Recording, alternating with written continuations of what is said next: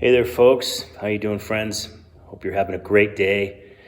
I'm just here with another one of the Wednesday words for Wednesday, to kind of give a little perspective midweek to help us kind of center our focus on the things that are important through this pandemic here. One of the things that we've been working through is the Psalms of Ascent. And the Psalms of Ascent are this interesting series and section of the book of Psalms, from Psalms 120 to some scholars say up until 135. The interesting parts of the Psalms of Ascent, it's like the ancients called it the staircase of heaven, the steps to the temple. And there's a way that we look at things where it's like from one thing to the next, God is building and building and building his ideas and ideals and looking how he works through the heart of man. And obviously our reflection and our expression of that is David, as David is running through and running away through the desert and running away from his son Absalom. And one of the things that we look at is that David was known as a worshiper. And in today's contemporary church and in our church here, worship is such a value. It's such an important, significant thing. And one of the things that matters so much with worship is the heart of worship. And it's not just how good it is or how good you are, because let's face it, none of us could ever be good. But there's a place of sacredness that lies within our hearts, a place where we honor God so much that no matter what, the words that emanate from that place of honor, respect, awe, sacredness of relationship, no matter what the only thing that does flow out of it, no matter what our circumstance, is praise, where we elevate God to his rightful place. Some people say that the word worship originates from an etymological perspective of the word worth and its value being the worthship. What is something worth, and how we give the ultimate value and ascribe the ultimate value to God. Well, okay, that makes sense. But for me, even in those words, they fall short of really what God is describing as the depth of our whole being as it comes into worship. And it comes and expresses itself in our being in so many ways.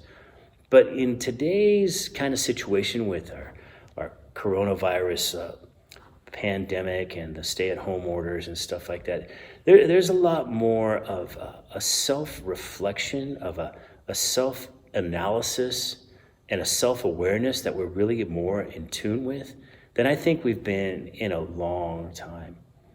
And let me kind of invite you into this process, because let me ask with this question: what if your worship was based on what you thought God's value was? And what would you do for that? See, in the Psalms of Ascent in Psalm 132, David is talking about that specifically. And he says this, starting here in verse 3. Surely I will not go into the chamber of my house, or go up into the comfort of my bed.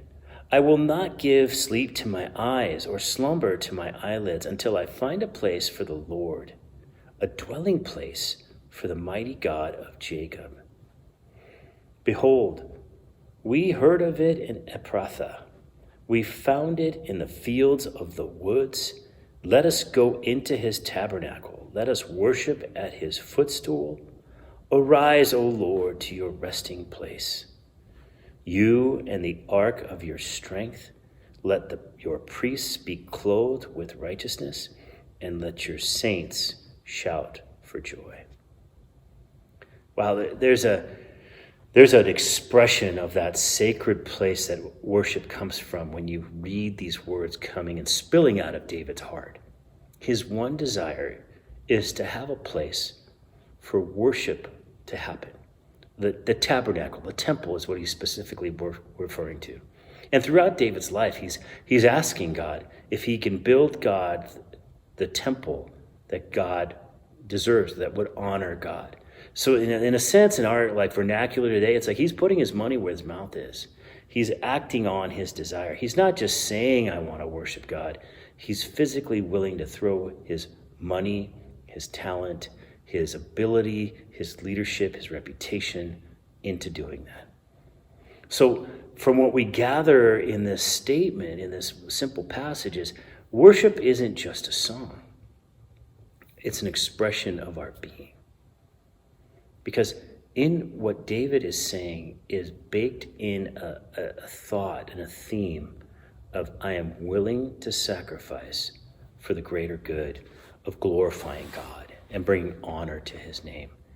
And really think about it, because and David knows this, as we all do, that there is nothing we could do to really build God a temple with our hands that fully can house him, that glorifies him, or describes him. That's not going to happen. What is going to happen is it's a place where men and women can come and identify with something holy here on earth. And it's interesting because of the bloodshed that David has had in his life, God speaks to him and says, no, you're not the one to build me the temple. But yet in his heart, he is so convicted that God deserves so much more than the tabernacle, the tent that they would put up. There's more that God deserves. And there's something in David that specifically applies to this situation now. Because in this time when we don't have that touchstone of God's sacred place on earth, and really since the New Testament, we just don't. We just know that our bodies and our hearts are the temples of the Holy Spirit, and that's where he rests. What we're doing now is we're coming to this place where our perspectives on what celebration and holiness are shifting. It's hard to be treating something as sacred and holy and beautiful and majestic when you're sitting in your underwear on your couch. But it's really no different than when someone gets up and celebrates during a normal service. And the pajamas are no different than the finest clothes you can wear, because still they fall short of really what God wholly deserves. So how do we do this? Well, David solves this problem when he talks about this idea, and he talks about it in verse 14 a little bit. I'm going to start at verse 14. This is my resting place forever. Here I will dwell, for I have desired it. I will abundantly bless her provision, and I will satisfy her poor with bread. And he's talking about Israel. I will also clothe her priests with salvation. Her saints shall shout aloud for joy, and there I will make the horn of David grow. I will prepare a lamp for my anointed. There's this idea that God responds to the outpouring and the heart of his people with not just like a physical blessing of the moment, but a projected blessing that is eternal, that is bigger than our state of living, that is bigger than our life today, and it plays through our life through into eternity. And there's more than that God, he says here, I will abundantly bless her provision. He gives us bread, the bread for the poor. He'll clothe the priests, but he also extends the horn, the symbol of the reign and rule of David. And we all know Jesus is of the line of David, and there's this idea of a projection into the future here. And it finishes that verse with, I will prepare a lamp for my anointed, that there will be a beacon of light for the salvation that is to come and is here now and will continue to come. See, folks, I want to encourage you that worship, when we think of worship, isn't just a moment in time on Sunday morning when we sing a song. It isn't a moment in time when you're sitting in your pajamas and you're worshiping at your computer screen or singing to your TV. That worship is a lifelong pursuit, an act of understanding the sacredness and holiness of God and the majesty and beauty of who he is, that projects through eternity. And that is the future and hope of tomorrow and the power to live through today. So bless the Lord. Pursue worship. Pursue him with all your heart. Throw your heart into the beauty and majesty and everything that God is. And I'll see you next week. Have a great one.